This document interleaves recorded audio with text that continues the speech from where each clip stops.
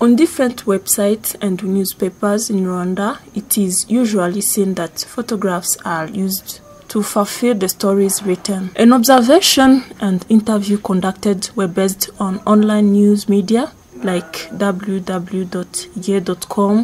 www.kigalihits.com. They are journalists, experts, media organization leaders, focusing on the analysis of photography ethics in Rwandan media. According to the audience's comments, some of photos are meaningful and others are not, and they suggest the photography ethics to be revised and journalists to get other trainings.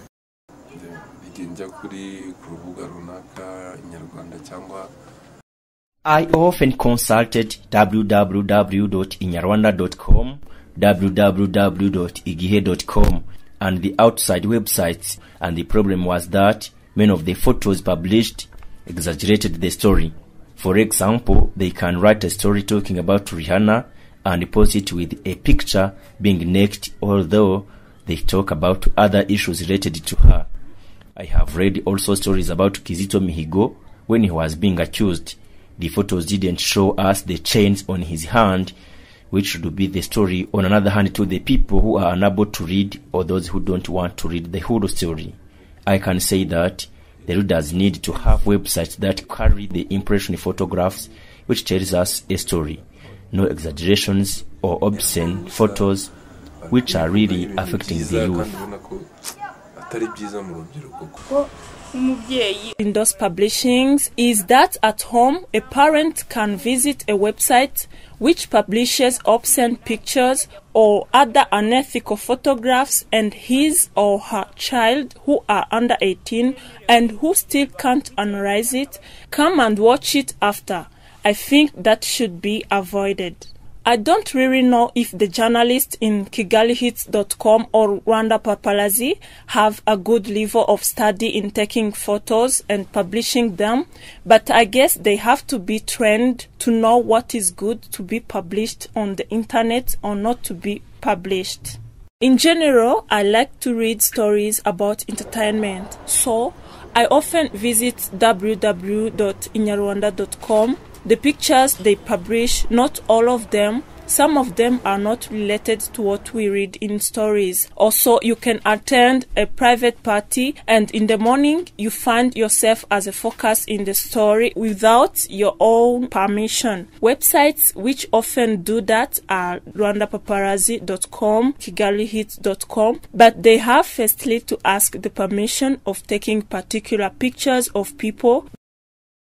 According to the writer Tyrol G, the photography in every and each media is very powerful to tell the story on events that are commonly not seen easily, and this can be an effective hook of many audience to the channels which uses photos. Do Rwandan media have these techniques? What do media houses talk about the ethics, the photography's techniques, their capacity on photography, and the challenges they face? This is Shaban, the photographer in www.igihe.com and other different journalists.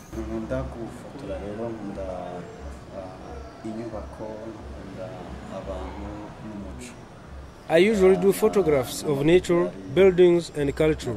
On the job at igihe.com, I work as a photographer. I go with the writer on the field.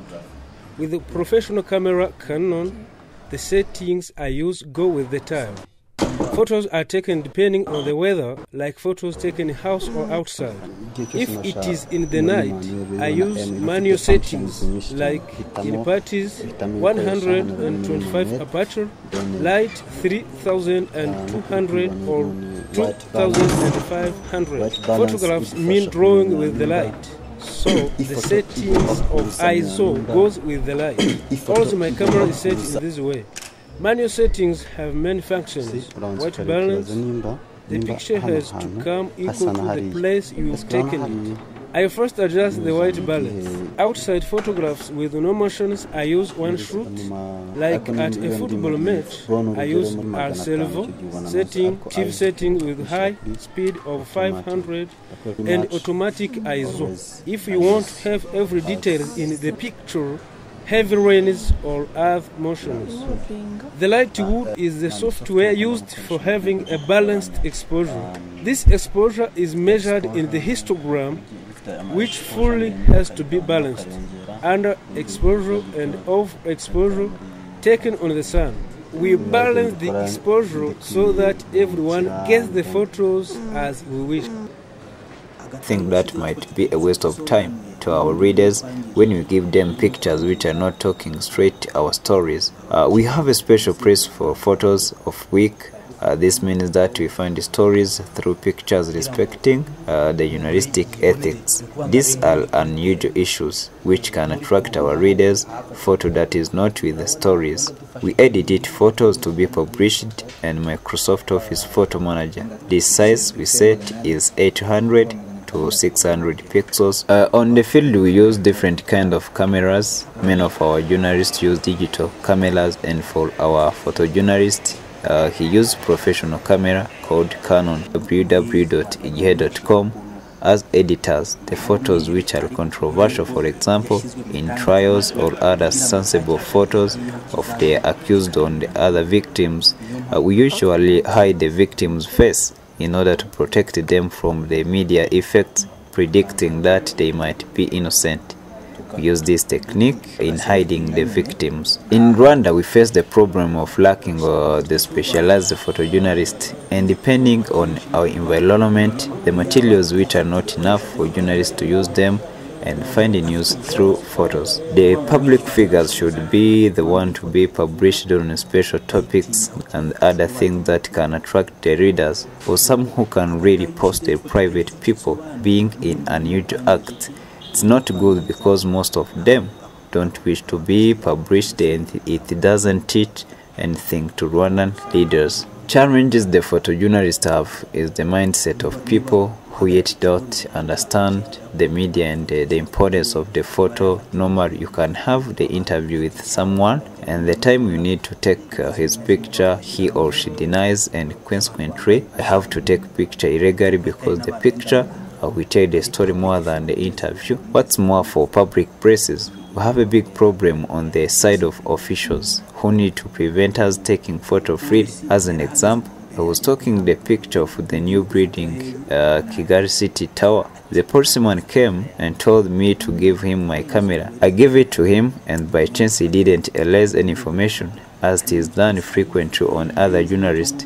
Finally, myself, I don't have many challenges, especially on the level of education or experience, because I've been to the school of journalism. I can manage myself in terms of taking pictures and publishing them.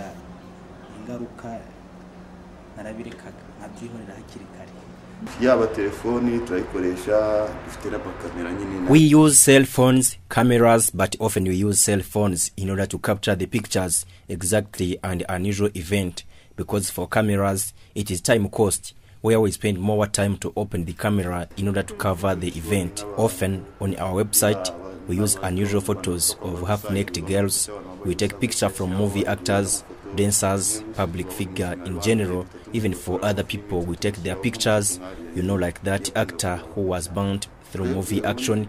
We have taken his picture and posted it. Those photos are taken by cell phones directly on the field, and we publish them. Our stories are laid on the photos more than interview or many words. We have a team of 8 journalists. I'm the chief editor. Our website is www.kigalihits.com and www.kigalihits.net. The photo bears a story. Every photo we find, we create in it a story. We sometimes receive complaints from people who react on the story we have included them in unusual photos. We also have comments. Anyone can complain because we don't do Photoshop. It is real. We want to elaborate our way of working to mean paparazzi way of getting news. We want also to make people be aware of not being naked or to take care of what they do in public.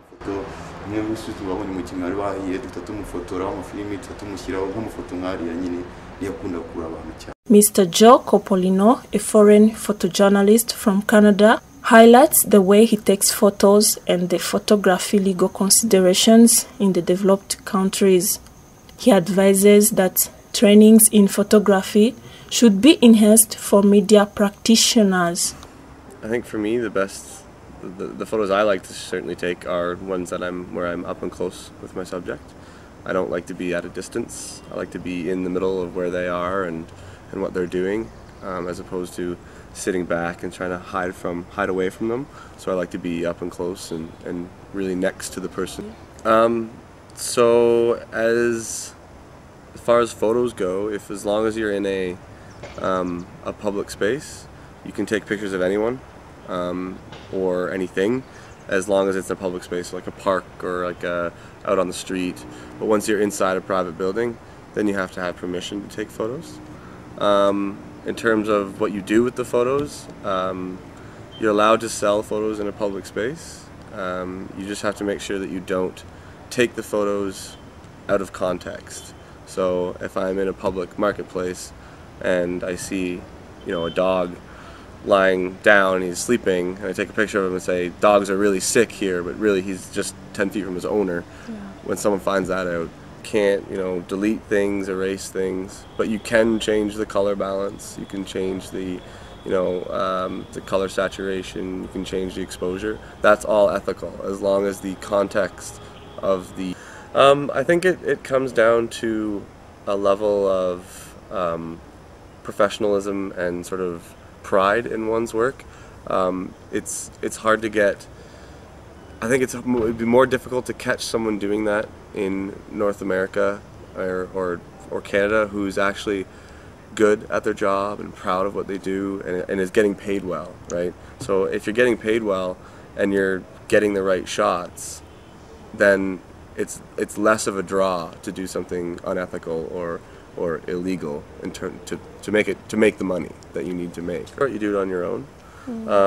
I think the most training you'll get as a journalist for photography is if you're working for a news agency or a media house, and they provide you with some sort of training or will pay for some of your photography training. Otherwise, you'd have to do it on your own. You have to go out either practice on your own or pay for lessons by yourself. And I think it's just more access to them, right? When we were at Kigali today, those guys were taking pictures the whole time, right? Now their equipment was pretty old when I was looking at it. It wasn't the newest equipment, but they were still using good cameras and trying to take good pictures. So I think there's a want and a need for it. I think maybe it's just access to equipment might be a bit of a problem because it's expensive here. Yeah. So there's sort of like the two choices that are top end are either Canon or Nikon. Yeah. And so in the Canon series we have the 60s and the Mark 3s and 4s, and then for Nikon we have the 4D and the D4. Rwanda Media Commission is a regulatory board for Rwandan journalists, including the photographers.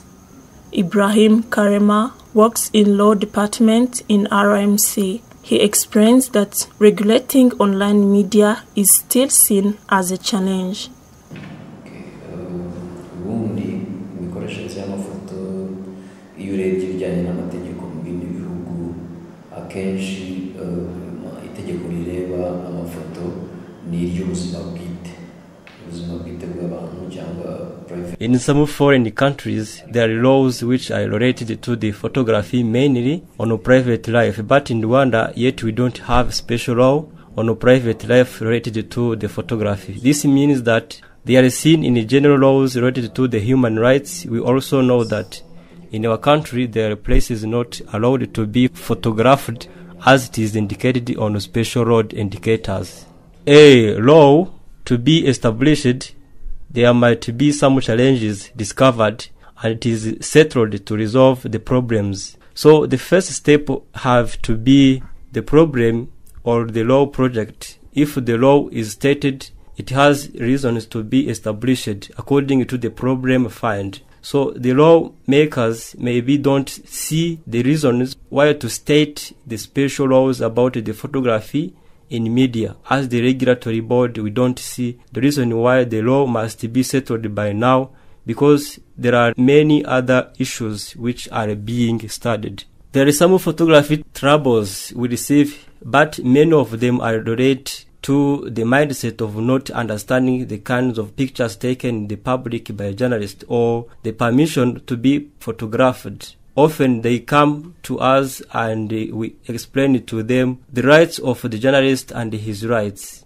We also call journalists who are accused. We show them the complaints from audiences and we advise them to never do the same mistakes. The online media regulation is difficult because in law it is said that the use of internet is free for everyone. Also there are websites which write in Kinyarwanda but which operates in overseas countries. So to know if really we can regulate that, it becomes another challenge on the online media. Fortunately, Rwanda paparazzi or other websites that spread obscene pictures, we try to talk to them. We advise that the website must have the owner, the chief editor, we have their profiles. So for the stories to be published, we believe that because chief editor have studied journalism, so they can choose what to be published and we plan for the trainings and other courses in order to improve the professionalism. But still what we need to understand is that Rwanda is not an island. Even if people can't read those from Rwanda, they can even visit the abroad website which publish obscene photos or other unethical pictures, so we can't avoid it.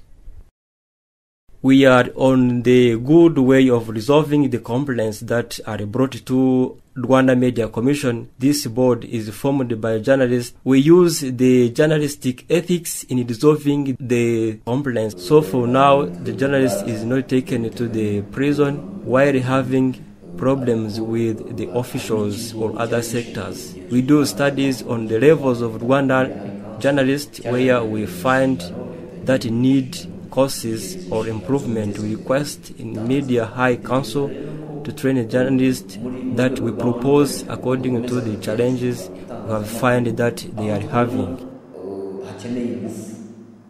As cited by Taylor G., the camera cannot lie, but it can be an accessory to untruthfulness.